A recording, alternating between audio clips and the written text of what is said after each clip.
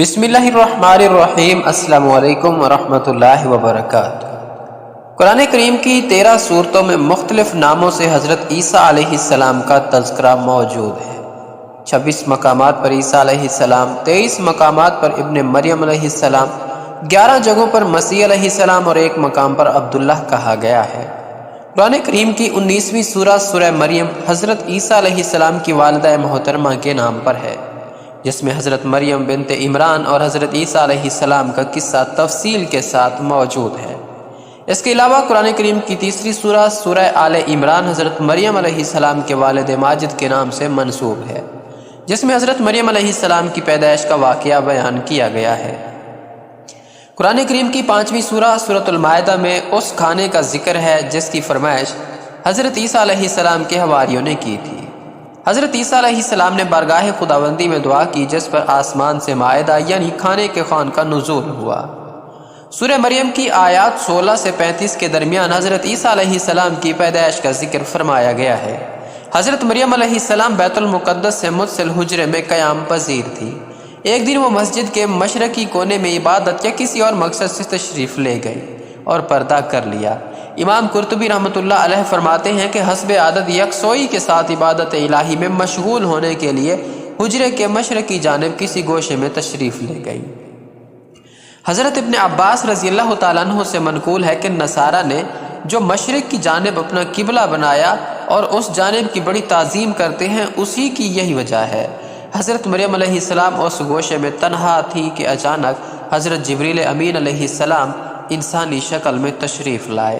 حضرت مریم علیہ السلام نے ایک اجنبی شخص کو یوں اپنے قریب دیکھا تو گھبرا گئی اور کہنے لگی، میں تجھ سے رحمان کی پناہ مانگتی ہوں، اگر تو اللہ سے ڈرتا ہے تو یہاں سے چلا جا۔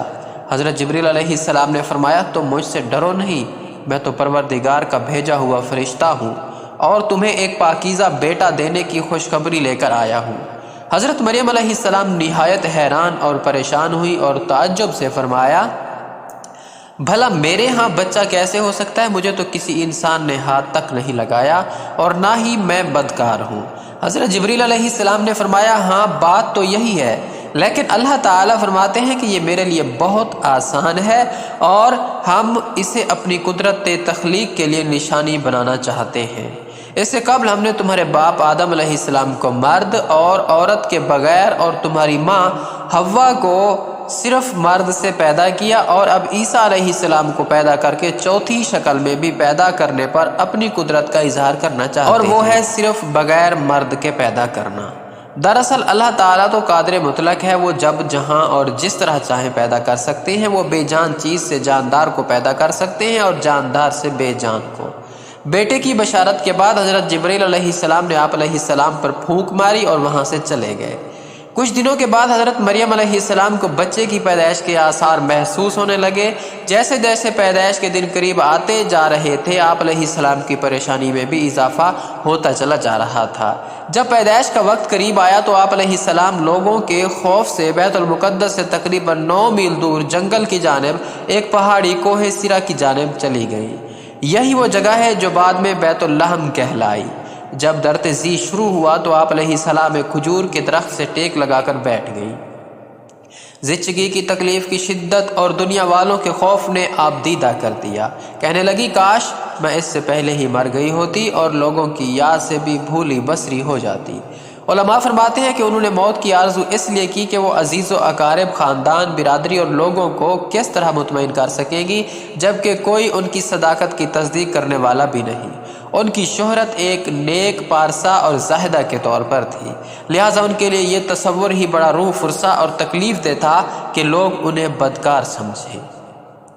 ابھی حضرت مریم علیہ السلام انجانے اندیشوں اور وسوسوں میں گھری ہوئی تھی کہ حضرت جبریل علیہ السلام نے وادی کے نیچے سے آواز دیا، مریم پریشان نہ ہو، تمہارے پروردگار نے تمہارے قدموں تلے ایک چشمہ جاری کر دیا ہے، اور ذرا اس کھجور کے درخت کو ہلاؤ، دیکھو یہ تمہارے سامنے تر و تازہ کھجوریں گرا دے گا۔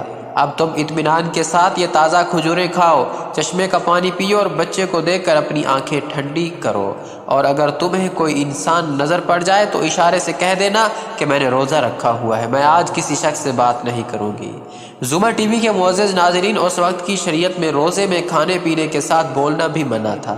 حضرت جبریل علیہ السلام کے اس پیغام سے حضرت مریم علیہ السلام کو اطمینان اور تسلی ہو گئی کہ اب میرا رب مجھے بدنامی اور رسوائی سے بچا لے گا۔ حضرت ابن عباس رضی اللہ تعالیٰ عنہ سے مروی ہے کہ ولادت کے 40 روز بعد جب طہارت ہو چکی تو حضرت مریم علیہ السلام اپنے گھر والوں کے پاس واپس آئیں۔ لوگ نومولود بچے کو گود میں دیکھ کر حیران رہ گئے اور بدگمان ہو کر بولے، اے مریم علیہ السلام، یہ تو نے بڑے گناہ کا کام کیا، نہ تو تیرا باپ برا آدمی تھا اور نہ تیری ماں بدکار تھی۔ حضرت مریم علیہ السلام نے حضرت جبریل امین علیہ السلام کی ہدایت کے مطابق بچے کی طرف اشارہ کر دیا۔ روایت میں ہے کہ جب خاندان نے حضرت مریم علیہ السلام کو ملامت کرنا شروع کیا تو اس وقت حضرت عیسیٰ علیہ السلام دودھ پی رہے تھے۔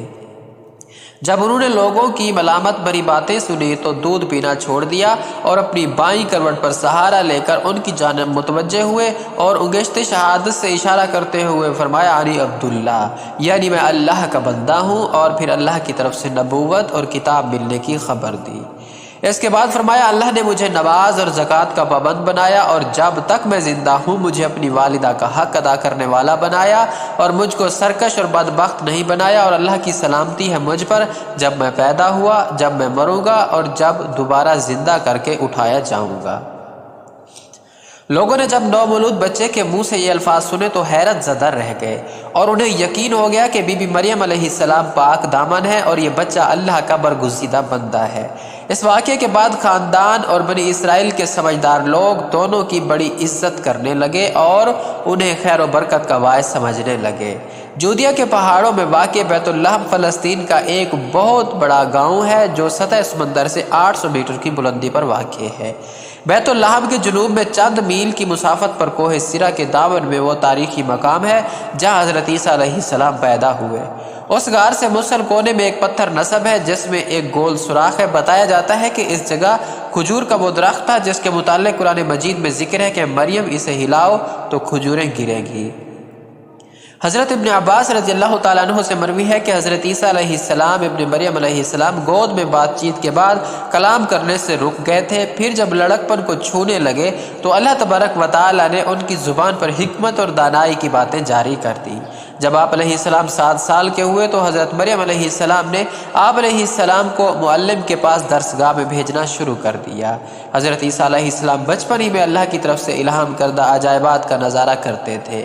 یہ بات یہودیوں میں پھیل گئی تو انہوں نے آپ علیہ السلام کے خلاف منصوبے بنانے شروع کر دیے۔ حالانکہ آپ علیہ السلام کے خاندان کے لوگ آپ علیہ السلام کی اور حضرت مریم علیہ السلام کی بہت عزت کرتے تھے۔ یہود نے آپ علیہ السلام اور آپ علیہ السلام کی والدہ کے متعلق طرح طرح کے اعتراضات شروع کر دیے۔ یہ وہ وقت تھا کہ جب حضرت زکریا علیہ السلام بنی اسرائیل کے پیغمبر تھے، لیکن یہود اپنی سابقہ روایات اور عادات خبیثہ کے باعث حضرت زکریا علیہ السلام کی نافرمانی اور ان کی تکذیب کرتے تھے۔ ان لوگوں نے مختلف گروہوں میں تقسیم ہو کر مشرکانہ طور طریقے اختیار کر لیے تھے، یہاں تک کہ اپنی خواہشات کے مطابق تورات میں بھی بہت زیادہ رد و بدل کر لیا تھا۔ ان کے عقائد و اعمال دن بدن بد سے بدتر ہوتے چلے جا رہے تھے۔ جب بیت المقدس کے حالات خراب ہونے لگے تو حضرت مریم علیہ السلام آپ علیہ السلام کو لے کر اپنے عزیزوں کے پاس مصر چلی گئیں۔ 13 سال بعد اللہ تعالیٰ کے حکم سے مصر سے واپس ہوئی، پھر اللہ نے آپ علیہ السلام کو انجیل عطا فرمائی اور تورات کی تعلیم دی۔ اس کے علاوہ مردوں کو زندہ کرنا، کوڑیوں کو صحیح کرنا اور دوسرے معجزات سے نوازا۔ اللہ تبارک و تعالیٰ نے ہر نبی کو اس کے زمانے کے حالات و مشاہدات کے مطابق معجزے عطا فرمائے تاکہ ان کی صداقت، افضلیت اور برتری نمایاں رہے۔ اسی طرح اللہ تعالیٰ نے حضرت عیسیٰ علیہ السلام کو بھی معجزے اور فضیلتیں عطا فرمائی۔ سب سے پہلا معجزہ تو حضرت عیسیٰ علیہ السلام کا بغیر والد کے پیدا ہونا تھا۔ آغوش مادر میں کلام کر کے اپنی والدہ کی پاکیزگی اور صداقت کی گواہی دی۔ مٹی کا پرندہ بناتے، اسی پر پھونک مارتے تو اللہ کے حکم سے پرندہ بن جاتا۔ پیدائشی نبینہ کو آنکھوں پر ہاتھ رکھتے تو اس کی بینائی ایسے آ جاتی جیسے کبھی نابینا نہ ہوا ہو۔ برس، جزام اور کوہر کے مریضوں کو اللہ کے حکم سے صحت یاب کرتے، مردوں کو زندہ کر دیتے۔ لوگ جو کچھ گھروں سے کھا کر آتے اور جو اپنے گھروں میں ذخیرہ کرتے اس کی تفصیل بتا دیتے۔ اللہ نے یہود و نصارہ کی پھانسی سے بچا کر زندہ آسمان پر اٹھا لیا۔ کیا۔ یہ وہ معجزات ہیں جو اللہ نے عطا کی ہیں ان کو۔ قیامت کے قریب دوبارہ دنیا میں تشریف لائیں گے اور لوگوں سے کلام کریں گے، جس کا اشارہ سورہ آل عمران میں ہے کہ ماں کی گود میں بھی اور ادھیڑ عمر میں بھی کلام کریں گے۔ جب آپ علیہ السلام کو دنیا میں دوبارہ بھیجا جائے گا تو آپ علیہ السلام امت محمدیہ صلی اللہ علیہ وآلہ وسلم کی قیادت کے لیے بحیثیت خلیفۃ الرسول صلی اللہ علیہ وآلہ وسلم اور امتی کے تشریف لائیں گے۔ آپ علیہ السلام مسلمانوں کے ساتھ مل کر جہاد کریں گے، دجال اور خنزیر کو قتل کریں گے، صلیب توڑ ڈالیں گے، زمین میں امن و برکت ہوگی اور دنیا میں صرف اسلام رہے گا۔